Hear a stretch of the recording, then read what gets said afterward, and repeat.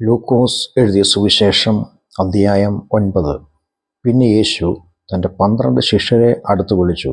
എല്ലാ ഭൂതങ്ങളെയും പുറത്താക്കാനും രോഗങ്ങളെ സൗഖ്യമാക്കാനും അവർക്ക് ശക്തിയും അധികാരവും നൽകി. ദൈവരാജ്യം പ്രസംഗിക്കാനും രോഗികളെ സൗഖ്യമാക്കുവാനും അവിടുന്ന് അവരെ അയച്ചു.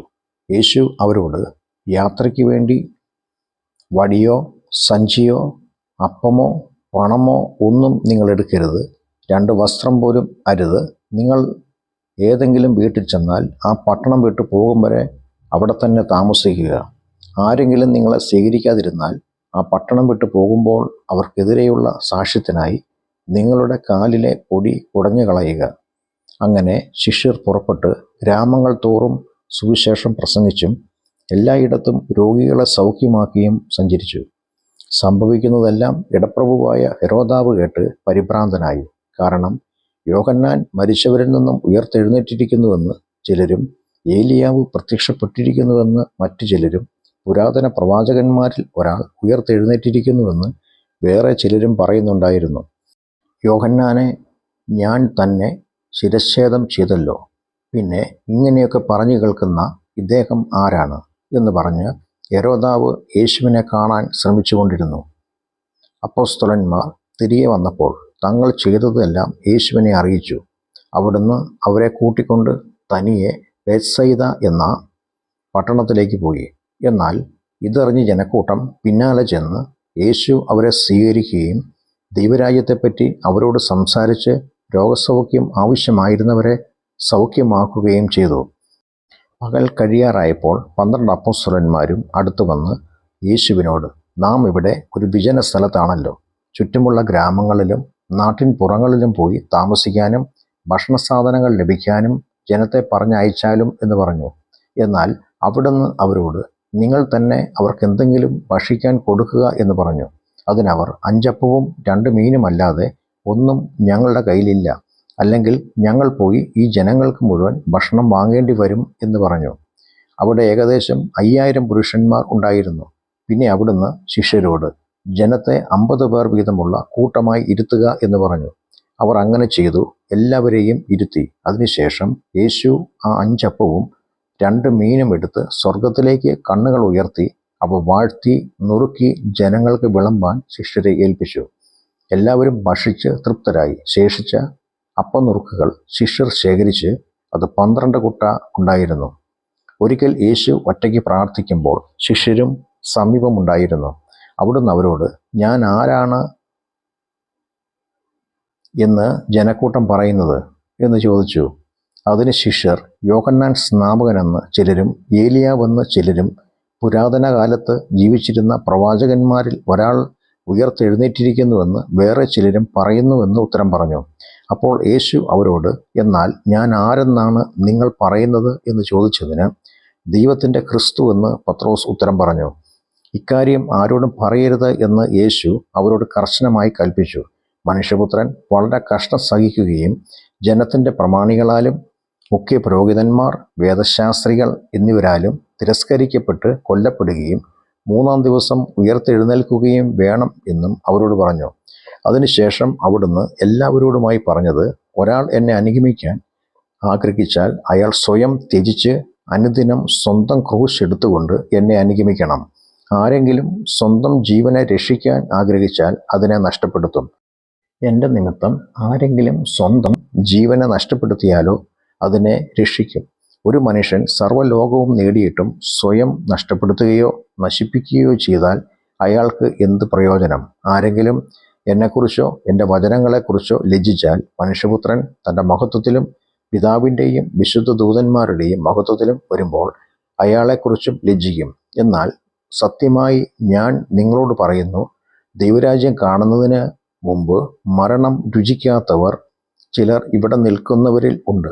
ഇത് പറഞ്ഞിട്ട് ഏകദേശം 8 ദിവസങ്ങൾക്ക് ശേഷം പത്രോസ്, യോഹന്നാൻ, യാക്കോബ് എന്നിവരെ കൂട്ടിക്കൊണ്ട് പ്രാർത്ഥിക്കാനായി യേശു മലയിലേക്ക് കയറി.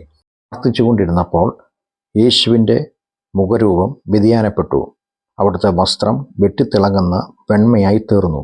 അപ്പോൾ 2 പുരുഷന്മാർ, മോശയും ഏലിയാവും തന്നെ, യേശുവിനോട് സംസാരിച്ചു. അവർ തേജസ്സിൽ പ്രത്യക്ഷരായി യേശു യെരുശലേമിൽ നിറവേറ്റേണ്ട തൻ്റെ പുറപ്പാടിനെക്കുറിച്ച് സംസാരിക്കുകയായിരുന്നു. ഈ സമയം പത്രോസും കൂടെയുള്ളവരും ഉറക്കം തൂങ്ങുകയായിരുന്നു. അവർ ഉണർന്നപ്പോൾ യേശുവിൻ്റെ തേജസ്സും തന്നോടുകൂടെ നിൽക്കുന്ന 2 പുരുഷന്മാരെയും അവർ കണ്ടു. അവർ യേശുവിനെ വിട്ടു പോകുമ്പോൾ പത്രോസ്, കർത്താവേ, നാം ഇവിടെ ഇരിക്കുന്നത് നല്ലതാണ്. ഞങ്ങൾ 3 കൂടാരങ്ങൾ ഉണ്ടാക്കാം. ഒന്ന് അങ്ങയ്ക്കും, ഒന്ന് മോശയ്ക്കും, മറ്റൊന്ന് ഏലിയാവിനും എന്ന് പറഞ്ഞു. എന്താണ് പറയുന്നതെന്ന് തനിക്ക് അറിവുണ്ടായിരുന്നില്ല. ഇത് പറഞ്ഞുകൊണ്ടിരിക്കുമ്പോൾ തന്നെ ഒരു മേഘം വന്ന് അവരെ മൂടി. മേഘത്തിനുള്ളിൽ ആയപ്പോൾ അവർ ഭയപ്പെട്ടു. അപ്പോൾ മേഘത്തിൽ നിന്ന്, ഇദ്ദേഹം എൻ്റെ പ്രിയപുത്രൻ, ഇദ്ദേഹത്തെ ശ്രദ്ധിക്കുക എന്ന് ഒരു ശബ്ദമുണ്ടായി. ആ ശബ്ദത്തിന് ശേഷം യേശുവിനെ മാത്രം കണ്ടു. ശിഷ്യർ തങ്ങൾ കണ്ടതിനെപ്പറ്റി ആരോടും പറയാതെ ആ ദിവസങ്ങളിൽ മൗനം പാലിച്ചു.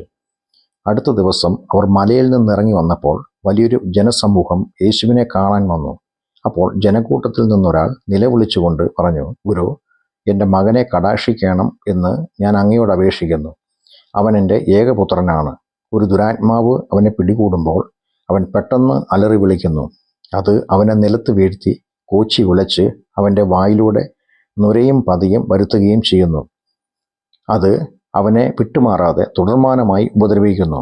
അതിനെ പുറത്താക്കാൻ ഞാൻ അങ്ങയുടെ ശിഷ്യരോട് കേണപേക്ഷിച്ചു, എന്നാൽ അവർക്കതിന് കഴിഞ്ഞില്ല എന്ന് പറഞ്ഞു. അതിന് യേശു, അവിശ്വാസവും വഴിപിഴച്ചതുമായ തലമുറയെ, ഞാൻ എത്രത്തോളം നിങ്ങളോടുകൂടെ ഇരുന്ന് നിങ്ങളെ സഹിക്കും? നിങ്ങളുടെ മകനെ ഇവിടെ കൊണ്ടുവരിക എന്ന് പറഞ്ഞു.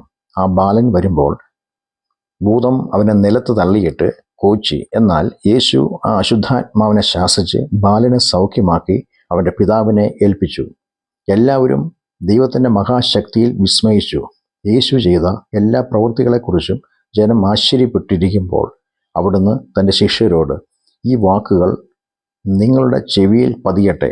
മനുഷ്യപുത്രൻ മനുഷ്യരുടെ കൈകളിൽ ഏൽപ്പിക്കപ്പെടാൻ പോകുന്നു എന്ന് പറഞ്ഞു.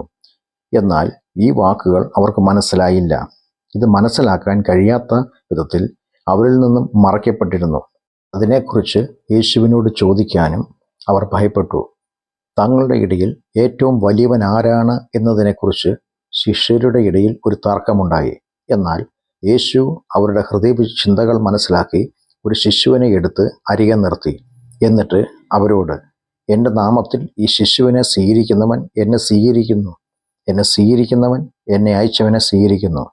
നിങ്ങളിൽ ഏറ്റവും ചെറിയവനാണ് ഏറ്റവും വലിയവൻ എന്ന് പറഞ്ഞു. കർത്താവെ, അങ്ങയുടെ നാമത്തിൽ ഒരാൾ ഭൂതങ്ങളെ പുറത്താക്കുന്നത് ഞങ്ങൾ കണ്ടു.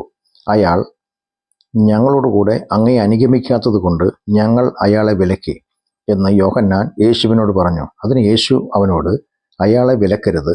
നിങ്ങൾക്ക് പ്രതികൂലമല്ലാത്തവൻ നിങ്ങൾക്ക് അനുകൂലമാണ് എന്ന് പറഞ്ഞു.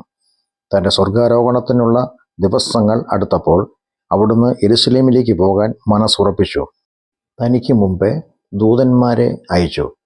അവർ പോയി യേശുവിന് വേണ്ട ഒരുക്കങ്ങൾ ചെയ്യേണ്ടതിന് ശമര്യരുടെ ഒരു ഗ്രാമത്തിൽ ചെന്നു. എന്നാൽ താൻ യെരുശലേമിലേക്ക് പോകാൻ പ്രതിജ്ഞാബദ്ധനായിരുന്നതുകൊണ്ട് അവിടുത്തെ ആളുകൾ യേശുവിനെ സ്വീകരിച്ചില്ല. ശിഷ്യരായ യാക്കോബും യോഹന്നാനും ഇത് കണ്ടിട്ട്, കർത്താവെ, ആകാശത്തു നിന്ന് അഗ്നി ഇറങ്ങി ഇവരെ ദഹിപ്പിക്കാൻ ഞങ്ങൾ കൽപ്പിക്കുന്നത് അങ്ങയ്ക്ക് സമ്മതമാണോ എന്ന് ചോദിച്ചു. എന്നാൽ യേശു തിരിഞ്ഞ് അവരെ ശാസിച്ചു, നിങ്ങൾ ഏത് ആത്മാവിനാൽ ഉള്ളവർ എന്ന് നിങ്ങൾ അറിയുന്നില്ല.